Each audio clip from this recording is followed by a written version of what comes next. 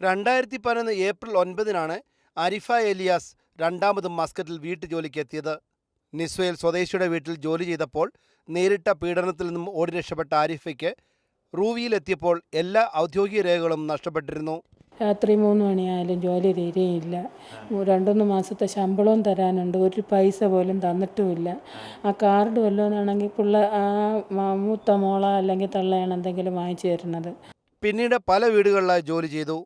മതിയായ രേഖകളില്ലാത്തതിനാൽ നാട്ടിൽ പോകാനും കഴിഞ്ഞിരുന്നില്ല. നാട്ടിൽ ഉമ്മയും 20 വയസ്സുള്ള മകനും ഭീമാപ്പള്ളിക്കടുത്ത് വാടക വീട്ടിൽ താമസിച്ചു വരുന്നു.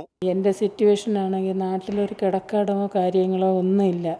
എൻ്റെ ഉമ്മ ആണെങ്കിൽ എന്നെക്കാളും രോഗിയായിട്ട് എഴിക്കാനൊന്നും നടക്കാനൊന്നും വയ്യ. അവർക്കൊരു തുള്ളി ആഹാരത്തിന് കൊടുക്കാനോ മറ്റു കാര്യങ്ങളോ യാതൊരു നിവൃത്തിയില്ലായിരുന്നു.